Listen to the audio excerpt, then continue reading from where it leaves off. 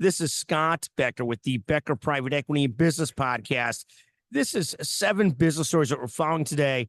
This is also going to include some quick results on various different stocks that we cover and their year-to-date results, which I find fascinating to watch. Some others don't, some others do, but we'll walk through some of those. We've got some general core stocks, and we got some healthcare stocks we're going to talk about, and then a handful of other business notes. So first is 6 core stocks that we follow and their year-to-date results.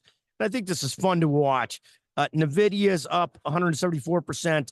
If you ever had FOMO, NVIDIA can cause that, and it's great growth this year in stock market capitalization. I think it's now number 1 or number 2 in the stock market capitalization. It was up to number 1, but might have fallen back after it's had a couple down days now. Dell is up about 95% year to date. Apple's up about 11.3% year to date.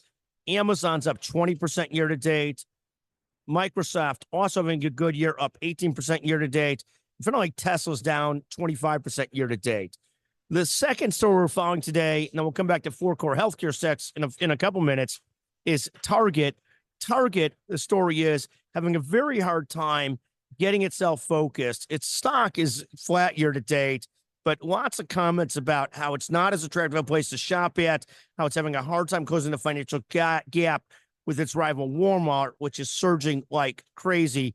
A great discussion, Yahoo Finance, about Target having a hard time getting their act together. Third is a story about private equity firms, Carlyle Group and KKR, huge bidders for Discover Financial, their $10 billion U.S. student loan portfolio. It's another sign of the time of private equity wanting to be in the credit business. The debt business is sort of an offset to the private equity business.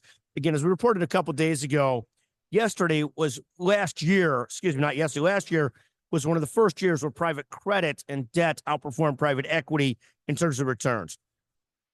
4 stories that we're watching: a Wall Street Journal article on companies watering down their DEI recruiting programs, and we'll see if that continues. 5th story, U.S. economy starting to see weakness in the consumer, and the consumer is a critical growth driver. It makes up 2/3 of spending, and so we're sort of starting to see that, and that's concerning for the economy, not necessarily the stock market right now. Finally, the 6th story we're following today is the Congressional Budget Office increased the 2024 deficit projections to $2 trillion. This is astoundingly bad. Debt, as we often say, kills nations, companies, and families.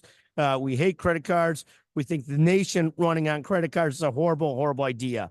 Finally, 7th, just 4 core healthcare stocks that we follow, and I'll just give you the quick year-to-date results. We hope you enjoy this. We hope you find something informative here. First, CVS Health, down 22% year-to-date. Second, Walgreens, doing better than CVS Health, or doing worse, down 43% year-to-date. CVS is at least offset by their payer business, which is struggling. Walgreens is just in the sort of retail pharmacy business, and what a disaster, down 43%. United Health Group, which has been so successful and sustained its growth so much, is down 8.7% year-to-date. Even with their huge Optum and their payer business, they're down 8.7% year-to-date. And finally, HCA Healthcare, the biggest for-profit health system in the country, is up 26% year-to-date. In any event, thank you so much for listening to the Becker Private Equity and Business Podcast. Thank you to Chanel Bunger, our wonderful producer, who we're at a conference today, so I get to sit side by side and record with her. She's probably can't multitask like she usually does when I'm talking to her on Zoom lines, but she's stuck being in person with me today. Chanel, thank you very, very much. Thank you all for listening to the Becker Private Equity and Business Podcast. Just a pleasure as always. Thank you very much.